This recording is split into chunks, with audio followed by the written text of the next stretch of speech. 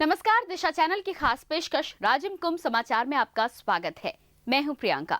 अपने इस खास न्यूज बुलेटिन में हम आपको दिखाएंगे छत्तीसगढ़ की राजधानी रायपुर के पास हो रहे राजिम कुंभ की हर वो खबर जिसका सरोकार आपसे है।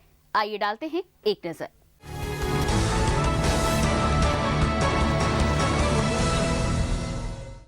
राजिम कुंभ में उठी गौरक्षा की मांग, संतों संग श्रद्धालुओं ने लिया गौरक्षा का संकल्प। सीता माता ने की थी कुलेश्वर महादेव की स्थापना, यहाँ आने वाले श्रद्धालुओं की पूरी होती है हर मनोकामना। रामायण में मंदोदरी की भूमिका निभाने वाली प्रभा मिश्रा बनी आकर्षण का केंद्र, दिशा टीवी के साथ बांटे अपने अनुभव। राजिम कुंभ के पावन अवसर पर संतों के सानिध्य में लोगों ने गौरक्षा को लेकर एक शोभा यात्रा निकाली, जिसमें देश ही नहीं बल्कि विदेश से भी श्रद्धालुओं ने हिस्सा लिया। इस शोभा यात्रा में लोगों ने गौरक्षा का संकल्प लिया। आइए आपको दिखाते हैं एक रिपोर्ट।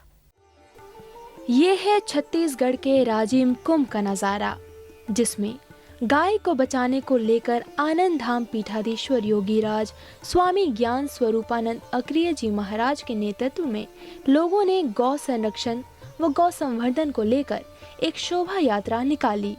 इसमें संतों ने बढ़ चढ़कर हिस्सा लिया। शोभा यात्रा के बाद कामधेनु महायज्ञ की शुरुआत की गई, जिसका मकसद गौ रक्षा है।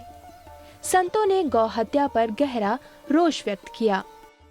इस यात्रा का मुख्य उद्देश्य यह है कि कामधेनुमा यज्ञ ये होने जा रहा है। इस कामधेनुमा यज्ञ का उद्देश्य ये होता है कि गौ रक्षा, राष्ट्र रक्षा और देश की हर हमारे मातृभूमि की रक्षा। गौ हमारी देश की एक ऐसी धरोहर है जिसका अर्थशास्त्र है, जिस अर्थशास्त्र से सारा संसार चलता है। कृषि का मुख्य गौ आधार है और गौ कृषि का आधार हो गई, इसीलिए हमारे यहाँ गौ को एक धर्म की माँ माना गया है। ये माँ जन्म देने वाली हमारी 2 साल दूध पिलाती है या साल भर पिलाती है। उसके अलावा ये जिंदगी भर गौ माता दूध पिलाती है और दूध पिला पिला के हमेशा हमको पुष्ट बनाती है। इस गौ माता की रक्षा करना हमारी रक्षा है, गाय की रक्षा नहीं है। गाय स्वयं अपनी रक्षा कर सकती है, परंतु हम अपनी रक्षा के लिए गाय की रक्षा कर रहे हैं और गाय की रक्षा करने के लिए हमें केवल नारों से काम नहीं चलता, गौ माता की जय बोलने से काम नहीं चलता। इसीलिए हम गौ माता की रक्षा के लिए स्वयं संघर्ष करते हैं कि गाय कैसे बचेगी। वैज्ञानिक आधार पर सिद्ध हो चुका है कि गाय के अंदर छिपे हुए अलौकिक गुणों के कारण ही हमारे पूर्वजों ने गौ को कामधेनु गौ माता का सम्मान दिया है। गाय भारत की अनिवार्यता है। गाय का संबंध भारत की कृषि से है। गाय का संबंध ऊर्जा से है। गाय बचेगी तो भारत का कृषि बचेगा। गाय बचेगी तो हिंदुस्तान के 100 करोड़ घरों में चूल्हा जलेगी। आज पेट्रोल नहीं है लोगों के पास में, गाय का छेना गोबर में इतनी ताकत है कि पूरे हिंदुस्तान के घर के चूल्हे जला सकता है।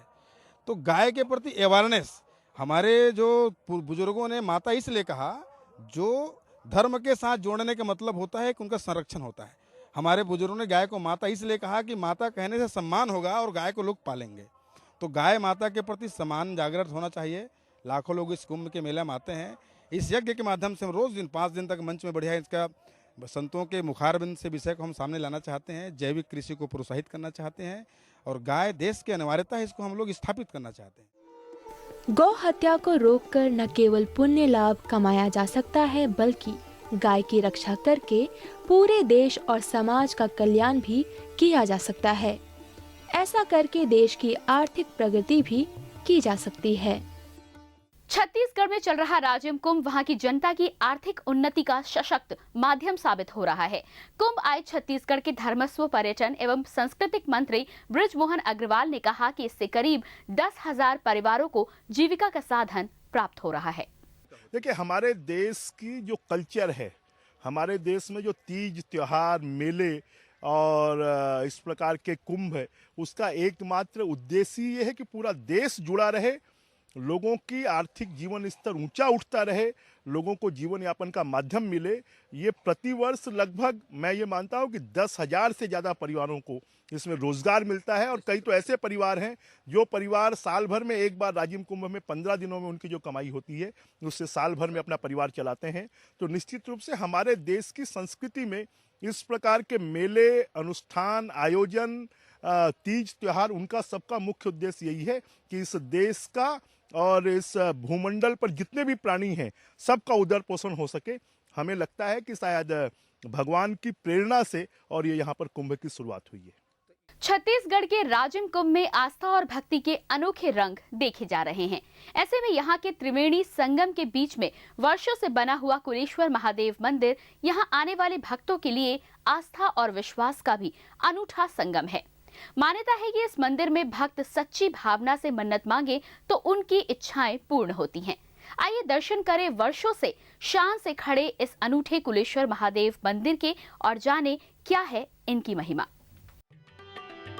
छत्तीसगढ़ के राजिम के त्रिवेणी संगम के बीच स्थित कुलेश्वर महादेव मंदिर यहाँ आने वाले भक्तों के लिए आस्था और विश्वास का प्रतीक है। यहाँ मांगी गई मन्नत पूरी होती है, ऐसा कहा जाता है और ऐसा भक्तों का विश्वास है। जो भी मांगते हैं वो पूरा होता है और जैसे ही आस्था लेके आते हैं हम लोग, ऐसे है। और क्या, छत्तीसगढ़ का संगम तीर्थ स्थल है, इसको सब में बहुत आस्था है, ऐसे है। ये 12 साल में, अरे हर साल लगता है मेला, पर इस समय का ज़्यादा विशेष है। कुंभ मेला है ना, ये 12 साल में एक बार आता है, इसलिए हम लोग आए हैं विशेष करके। हाँ, मेरी मम्मी हर साल आती है, मैं पहली बार आई हूँ। मेरी नई शादी हुई है तो मैं यही दर्शन करने आई हूँ। कुलेश्वर महादेव मंदिर स्थापत्य का बेजोड़ नमूना होने के साथ साथ प्राचीन भवन निर्माण तकनीक का भी जीवंत उदाहरण है। मान्यता है कि कुलेश्वर महादेव मंदिर जहां स्थित है, वहां राम वनवास के दौरान सीता जी ने रेत का शिवलिंग बनाकर पूजा अर्चना की थी। राजिम में नदी के एक किनारे पर भगवान राजीव लोचन का मंदिर है और बीच में कुलेश्वर महादेव का। कुलेश्वर महादेव मंदिर को भांजे का मंदिर भी कहा जाता है। जिस समय भगवान रामचंद्र जी वनवास पे निकले थे, उस समय माता सीता जी के द्वारा ये निर्मित किया हुआ बालू का शिवलिंग है। उनके द्वारा जलाभिषेक करने पर इनके 5 मुख बन गए जल के बहने से। उसी समय इनकी उत्पत्ति हुई सती के द्वारा निर्मित है। 3 नदियों के संगम पर ये बना हुआ है, इसलिए इसे भी प्रयागराज का नाम दिया गया है। ये 3 नदियाँ जो हैं संगम, इसी मंदिर के समीप ही तीनों नदियों का संगम हुआ है, महानदी, पहरी नदी और सोंढू नदी। वो उल्लेख उसमें है, वो लिपि जो है वो पढ़ी नहीं जा पाती। प्राचीन जो सभ्यता वाले हैं वो आकर के उसके विषय में प्रयास किए देखने का, वो जानकारी उनको नहीं हो पाई। बस उतनी ही जानकारी है हमें कि भगवान रामचंद्र जी वनवास के समय जब आए थे यहाँ, तब माता जी के द्वारा ये निर्माण किया हुआ है और स्वयंभू हैं ये। हम लोग इस मंदिर को पहर को 6 बजे खोलते हैं, स्नान कराते हैं, फिर आरती करते हैं, फिर 12 बजे फिर श्रृंगार वगैरह करते हैं, पूजा पष्ट करते हैं, फिर आरती करते हैं, फिर भगवान श्रृंगार में रहते हैं। फिर शाम को 6 साढ़े 6 बजे इसका श्रृंगार हम उतारते हैं, फिर इसका सफाई होते हैं, फिर रात में फिर शयन आरती करते हैं। ये हम लोग का वंशज तो हम बता नहीं सकते हैं कब से चले आ रहे हैं, ये सनातन चले आ रहे हैं। हम जब से देख रहे हैं, हमारे दादा परदादा पीढ़ी जमाने से दादा परदादा लोग ही चले आ रहे हैं यहाँ का। तो वो भरद्वाज गोत्र है हम लोग का, भरद्वाज गोत्र है हम लोग का, हम लोग उसी वंशज हैं। मर्यादा पुरुषोत्तम राम जो है, हम सब उसी वंश के हैं हम लोग। यहाँ आने वाले श्रद्धालुओं को इस रामायण कालीन प्राचीन मंदिर में भगवान शिव के दर्शनों का मौका मिलता है। यहाँ आने वाले श्रद्धालुओं की मनोकामना पूरी होती है। ब्यूरो रिपोर्ट, राजिम कुंभ समाचार। राजिम कुंभ की ताजा तरीन जानकारी के लिए आइए आपको लेकर चलते हैं कुंभ क्षेत्र में, जहां मौजूद है हमारे संवाददाता रवि यादव। रवि जी, इस समय वहां पर किस तरह के हाल हैं? प्रियंका, सबसे पहले बता दो कि परसों महाशिवरात्रि का महापर्व है। इस महापर्व को लेकर सुरक्षा व्यवस्था चुस्त दुरुस्त है। यहाँ पर चप्पे चप्पे पर सुरक्षा व्यवस्था के जो पुलिस हैं, चाहे IFS हो, जो भी अधिकारी हैं, सारे लोग जो है इस मेला को संपन्न कराने के लिए एकदम कमर कस लिए हैं। आपको ये भी बता दें कि परसों ही इस मेले का समापन होना है। यहाँ पर बेलपत्र से लेकर जो स्टॉल वगैरह हैं, जो भगवान शिव को चढ़ाए जाते हैं, उस तरह की दुकानें जो है यहाँ पर एकदम पूरी से सजी हुई हैं। जी रवि जी, इस जानकारी के लिए आपका बहुत बहुत धन्यवाद। और आइए अब आपको मिलवाते हैं रियल लाइफ में रावण की पत्नी मंदोदरी से, जो राजिम कुंभ के बारे में बता रही हैं अपना अनुभव। रामायण के अलावा तमाम फिल्मों में अलग अलग भूमिका निभा चुकी प्रभा मिश्रा राजिम कुंभ में आई, जहां पर इन्होंने अपने अनुभवों को दिशा की टीम के साथ साझा किया। राजिम कुंभ में मैं जो देख रही हूँ, मैं पहली बार वैसे तो छत्तीसगढ़ आई हूँ और मैं कुंभ का मेला पहले भी इलाहाबाद में एक बार अटेंड कर चुकी हूँ। यहाँ पे तो मुझे एज ए गेस्ट बुलाया गया कि संतों के समागम में आपको भी आकर अपने विचार रखने हैं। लेकिन सही में ये भी एक मिनी कुंभ मेला लगा और बहुत सुंदर भारतीय संस्कृति को जिंदा रखने का एक ऐसा प्लेटफॉर्म दिखा कि अभी भी सही में हमारे देश में संस्कृति के प्रति, अपनी आस्था के प्रति लोगों में कहीं ना कहीं वो विश्वास है और लोग अभी भी अपनी संस्कृति को जिंदा रखना चाहते हैं। बहुत अच्छा लगा।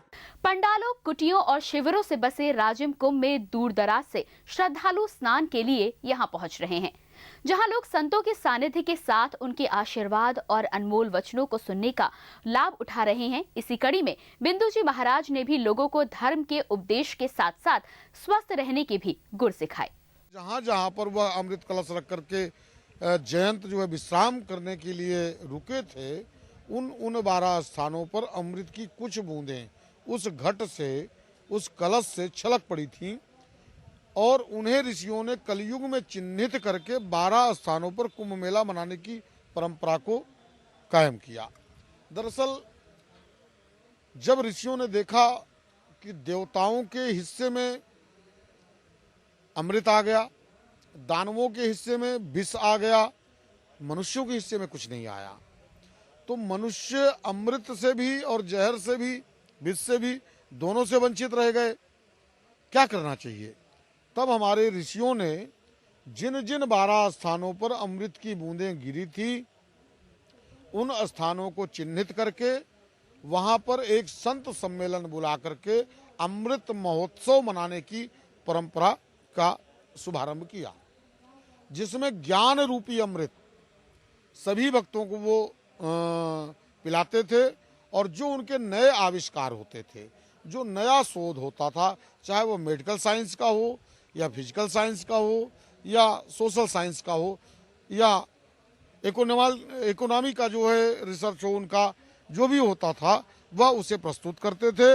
और उस समय जो राजा हुआ करते थे, उन राजाओं पर यह दबाव डाला जाता था कि वे अगर ये शोध के बाद संतों की अगर सहमति प्राप्त हो गई तो उसे राजाओं पर यह जोर दिया जाता था कि अपने राज्य में से लागू करें, जिससे कि हमारी धर्म व्यवस्था, न्याय व्यवस्था और हमारी जो अर्थव्यवस्था है, हमारा जो स्वास्थ्य व्यवस्था है, वह सही ढंग से चल सके। और अभी के लिए बस इतना ही। राजिम कुंभ की ताजा तरीन खबरों को लेकर हम फिर होंगे हाजिर। तब तक के लिए दीजिए इजाजत। नमस्कार।